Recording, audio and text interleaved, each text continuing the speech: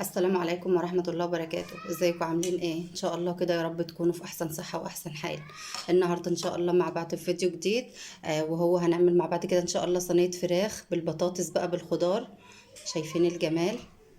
شايفين اللحمة مستوية ازاي؟ اهي زي الفل. وكمان البطاطس والجزر والبصل والحاجات كلها مستوية. طبعا مع طبق مكرونة وبطاطس محمرة. بتكون معانا صينية فراخ جميلة جدا. ولو عجبكم الفيديو ان شاء الله كده تدعموني باللايك وتشتركوا عندي في القناة. ويلا بينا نسمي الله ونصلي ونسلم على رسول الله عليه الصلاة والسلام. ونشوف عملنا صينية اللحمة الجميلة بتاعتنا النهاردة دي ازاي. دلوقتي بقى معانا الفرخة بتاعتنا اهي. زي ما انتم شايفين هنضفها كويس قوي. هنضفها كده.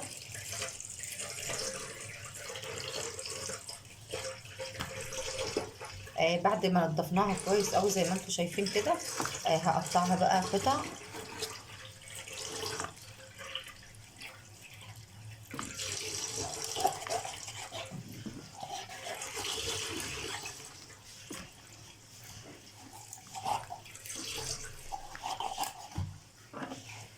هنقطعها زي ما انتم شايفين كده. وانقعها بقى وبعد كده هحضر بقى التتبيله بتاعتها.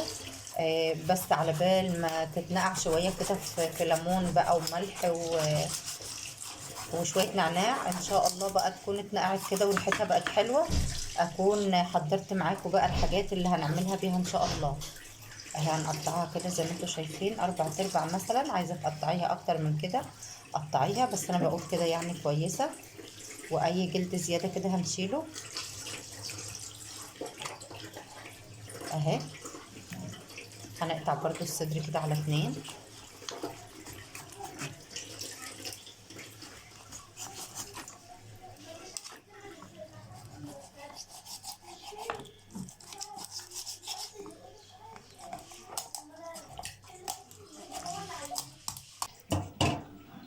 معانا معلقه ملح كبيره طبعا، ملح خشن.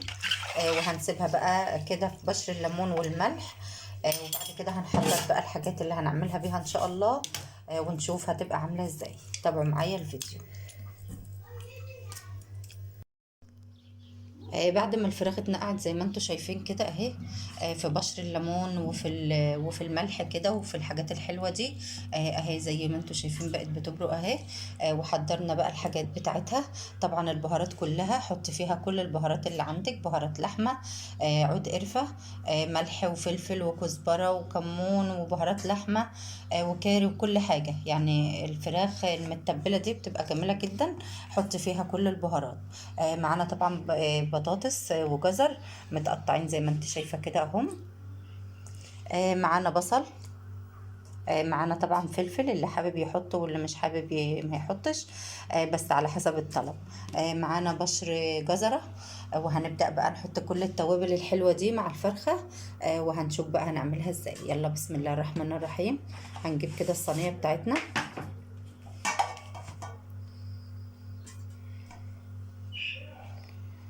هنحط كده البصل اهو. نعمله كده أرضية للصينية بتاعتنا أو للفراخ.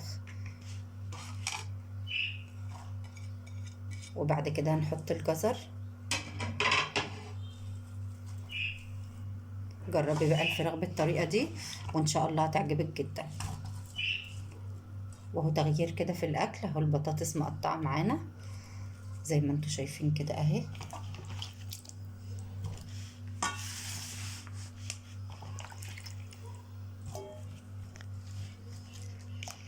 هنبدأ نرص بقى البطاطس كده مع الجزر مع الفلفل مع البصل.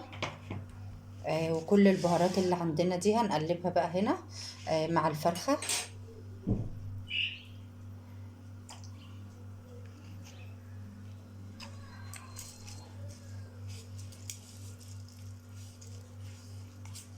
هنبدأ نتبل كده البطاطس مع الجزر مع الحاجات الحلوة دي كلها زي ما انتوا شايفين اهي.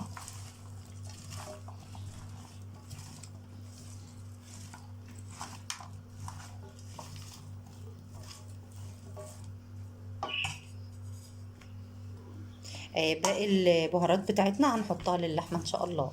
بعد ما تبلنا بقى كل حاجة كده، البطاطس مع الجزر مع الفلفل مع مع البهارات مع كل حاجة، هنجيب بقى الفرخة ونبدأ نتبل فيها. بسم الله. لو شمين بقى ريحة البهارات الجميلة دي زي ما انا شمها كده، الريحة طالعة بصراحة حلوة جدا قبل ما تتعمل. يعني شايفين الريحة حلوة ازاي؟ بعد ما نعملها بقى تبقى الريحة اجمل من كده ان شاء الله، وبتبقى طعمها جميل جدا. جربوها ان شاء الله وهتعجبكم جدا. بعد ما رصينا بقى الفراخ بتاعتنا، هننزل بكل البهارات اللي احنا اخدنا منها للجزر والحاجات دي، كل الحاجات اللي انا قلت لكم عليها. الفلفل مع البهارات مع بهارات اللحمه مع الكاري مع جوز الطيب مع كل حاجه، وهنبدأ نتبل بقى الفراخ كويس قوي. هنشرب الفراخ بتاعتنا كل التوابل كده زي ما انتم شايفين اهي.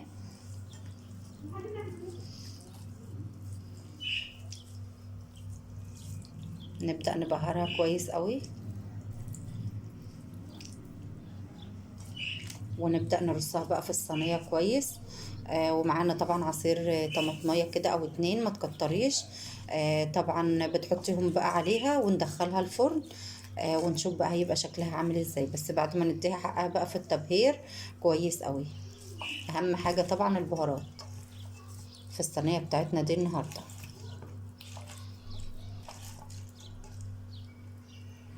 بعد كده بنجيب عصير الطماطم وننزل بيه على كل الحاجات الحلوة دي. بس كده.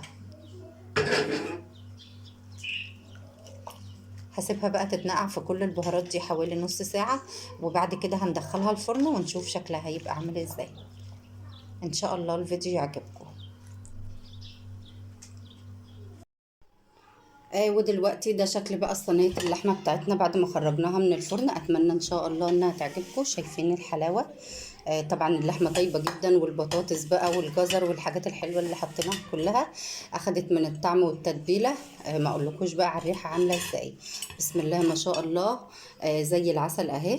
مع طبق مكرونة بقى مع بطاطس محمرة. بتبقى الطعم زي الفل، وغدا كده حلو. او عشاء. طبعا بديكوا افكار، وطبعا ممكن تغيري تعملي رز بشعرية او رز ابيض او اي حاجة. شايفين اللحمة بتاعتنا طيبة ازاي؟ بتكون كده اهي زي ما انتم شايفين. بسم الله ما شاء الله. بألف هنا وشفا. اتمنى طبعا منكم لو عجبكم الفيديو تشتركوا عندي في القناة وتدعموني باللايك. واشوفكم بقى في فيديوهات تانية كتير. والسلام عليكم ورحمة الله وبركاته.